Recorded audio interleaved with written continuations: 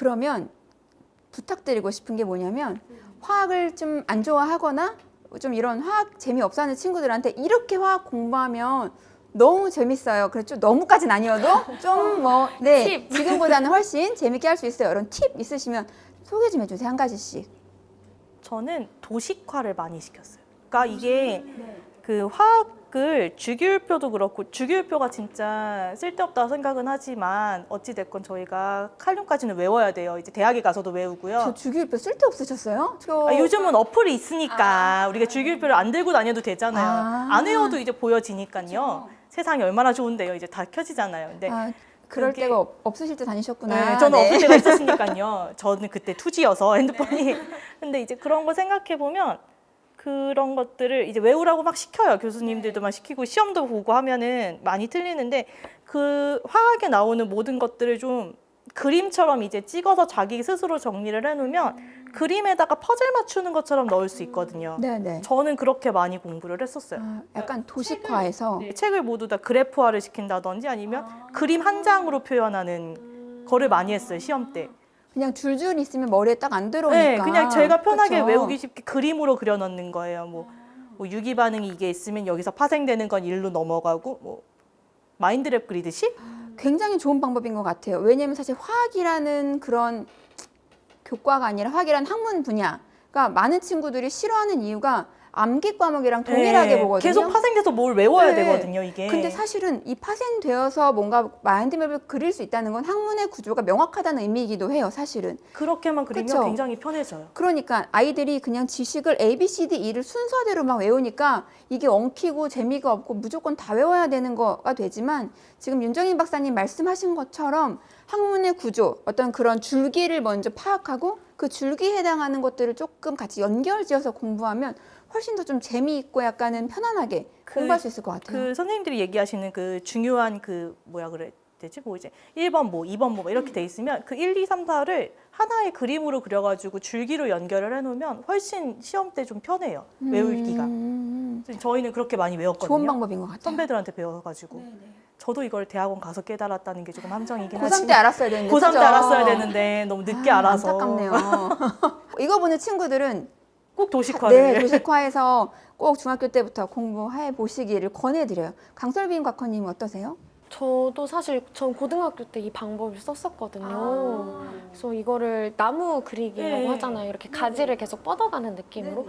이게 좋은 게 그냥 이거 배우고 이거 배우고 이거 배우고 하면은 이게 어떻게 이어지는지 모르잖아요. 근데 사실 화학이란 과목이 굉장히 단원별로 이어지는 과목이거든요. 쭉 이어지니까요. 그래서 이거를 전체적인 흐름을 알고 나니까 이해가 잘 되더라고요. 맞아요. 사실은 우리 왜 화학도 CO2인데 CO2는 안정하고 CO는 불안정하고 이런 걸 그냥 각자 외우는데 사실은 주기율표를 외우고 그러니까 주기율표를 보고 사실 해석할 수만 있으면 되잖아요. 그럼 훨씬 솔직히 편해지죠. 예. 아이들이 맨날 묻는 게 주기율표 딱 보여주면 다 외워요? 이건데 뭐 굳이 외운다면 20번까지 정도 외우고 사실은 그게 어떤 흐름으로 만들어졌고 그래서 화학 반응이 이렇게 이루어지고 그래서 CO2가 안정화되는 거야.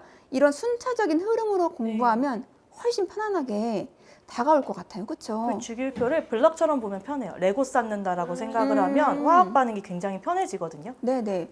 그리고 저는 이 생각도 해요. 아이들이 꼭 주기율표 외워야 돼요. 묻는데 사실은 영어 공부하면서 알파벳은 당연히 외우면서 그렇죠. 왜 화학을 공부하는데 화학 원소 기호를 당연히 외워야 되는데 이건 정말 기본으로 알아야 되는데 제가 봤을 때는 뭐 여러 가지 식도 다 외워야 되고 이것도 외워야 되니까 그냥 네, 싫은 거죠. 그래서 이걸 보는 친구들은 주기율표는 영어의 알파벳처럼 네. 기초니까 그거는 이제 알고 원소 기호는 암기하지만 나머지 것들은 좀 연결지어서 공부했으면 좋겠다. 약간 이런 얘기 해주고 싶어요. 그렇죠? 근데 이 주기율표가 사실 좀 거부감이 드는 게 너무 디테일하게 외우라는 말을 학교에서 많이 하잖아요. 그러니까 이게 분자량이 몇인지, 이게 순서가 필요 어떻게 없어요. 필요 되는지. 없어요. 그래, 그걸 이거를 왜 뭐 맞죠? 사실 외울 필요가 없잖아요. 그냥 구글 검색하면 바로 나오는데 네, 제가 대학교 와서 공부를 하면서 안 외웠어요. 전혀 안 외웠고 그냥 나트륨 분자량이 필요해. 구글에 검색하면 바로 나오거든요. 그러니까 따로 이런 걸 외울 필요 없이 딱 말씀하신 것처럼 알파벳으로 그냥 NA가 있으면 이거 나트륨이구나 이런 게 있구나 하고 그 자세한 거는 필요할 때 끄집어서 쓰면 되는 거예요. 딱 그 정도로만 생각하시면 사실 암기 과목이 아니거든요. 제가 이제 학생들이 되게 많이 나왔던 질문이 있었어요. 그 질문 한 가지씩만 먼저 얘기를 해볼까 하거든요. 화학 공식 잘 외우는 방법 있어요? 사실 저는 공식은 외우는 게 아니라고 생각하고요. 사실 제 머릿속에 남아있는 공식 하나도 없어요. 그냥 고등학교 때 잠깐 배웠던 뭐 수소, 질소 합치면 와 NaC3 된다 이런 거밖에 사실 지금 기억이 안 나고요. 나머지는 그냥 딱히 외울 필요가 없었어요. 뭐 문제 그런 거 많이 나오잖아요. 앞에 숫자가 뭐 들어가야 될까? 이건 사실 공식 더 이상 생기지도 않고 없어지지도 않는다는 이 뭐였죠? 질량 보존의 법칙. 그 공식만 알고 있으면 그냥 퀴즈 푸는 느낌으로 넣으면 되는 거잖아요.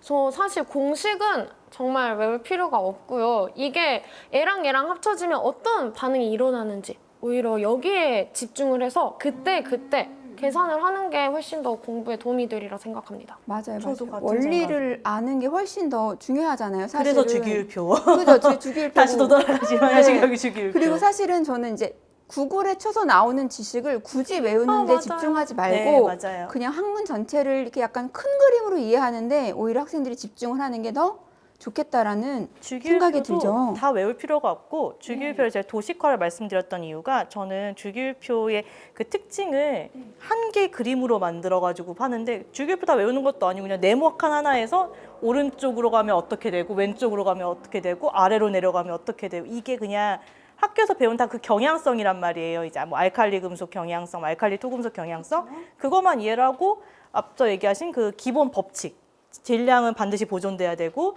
성분 무조건 이제 우리는 성분비로 법칙이 일어나는 거 그거에 맞춰서 숫자만 넣으면 되거든요. 그 기본 경향만 외우고 그럼 딱 도식화 하나로 끝나는 거예요. 어떻게 보면.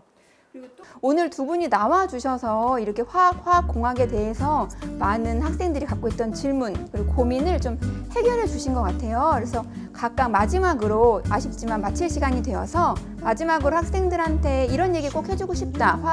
화학공학을 전공하고 싶은 또는 관심 있는 학생한테 해주고 싶은 이야기 한마디씩 해주면 좋으실 것 같아요. 네. 화학의 장점이 굳이 똑똑하지 않아도 괜찮아요. 아, 네. 화학은 이미 많은 분들이 해주셨어요. 많은 분들께서 이미 발견을 해주셨고 저희가 하는 건 위에 선배 과학자들이 한 내용을 가지고 조금 더 현실에 맞게 조금 더 우리가 쓸 수 있는 방향으로 연구를 하는 거라서 내가 똑똑하지 않아서 난 화학을 못해라고 생각하지 마시고 일단 오시면 저희는 엉덩이를 오래 붙이고 있는 친구들이 성공을 합니다. 최대한 누가 오랫동안 실험실에서 붙들고 이제 막 왜 안 돼를 생각할 수 있는 그러니까 왜 안 돼라는 생각을 할 수 있고 내가 다른 건 모르지만 오래 앉아 있을 수 있다라는 생각을 가지면 꼭 화학을 해보시는 걸 추천을 드려요. 이게 노력을 배신하진 않거든요. 화학이 존버 정신. 버티는 자가 이긴다. 우린 버티면 된다. 또 강솔빈 각화님은 우선 선생님 말씀에 너무 공감 많이 해주고 오늘 하루 종일 공감하고 가는 것 같아요. 그다음에 학생 여러분께 하고 싶은 말은 사실 저도 대학교에 넘어갈 때 이 전공을 선택함으로써 제 인생이 여기로 완전 단정되는 줄 알았어요. 나는 여기구나. 이제 더 이상 내 인생의 선택의 길은 없겠구나. 그렇게 생각했는데 사실상 그게 아니더라고요. 그냥 학부는 사실 너무 다양하게 배우고 너무 열어놓고 배우기 때문에 내가 지금 무슨 특정한 전공을 선택한다 해서 인생이 거기로만 흘러가는 게 아니에요. 저 같은 경우도 전혀 다른 길로 나오기도 했고 여기 선배님 같은 경우에도 이쪽으로 갔다 여기로 튀기도 했고 선생님도 또 다시 공부를 하기도 했고 이런 것처럼 지금 하시는 선택이 끝이 아니거든요. 그래서 조금 더 도전할 용기 이게 잘못돼도 괜찮아요. 얼마든지 다시 물을 수도 있고 우리한테는 선택할 상황들이 너무 계속 생기거든요. 그러니까 이게 끝이 아니니까 그냥 조금 더 마음을 편하게 하지만 조금 더 많은 생각을 해서 선택을 하는 게 좋지 않을까 싶습니다. 네, 저도 생각해 본 건 학생들이 화학을 정말 너무 멀게만 느꼈었는데 정말 이 생활에 화학이 진짜 가까이 있고 이 분야를 전공함으로 인해서 굉장히 많은 가지를 뻗어나갈 수 있는 어떤 핵심적이고 그라운드 되는 이제 분야라는 거에 대해서 학생들 좀 인식을 가졌으면 좋겠다는 이제 바람이 있고요. 오늘 여기서 이야기를 마칠까 합니다. 함께 해주신 인정입니다. 셀프 소개. 부채질. 이름 잘 알아요. 오늘 함께 해주시는 윤정인 박사님 그리고 강솔빈 곽헌님 네, 정말 감사드립니다. 이것으로 진로톡 콘서트 마치겠습니다. 감사합니다. 감사합니다. 고생하셨습니다.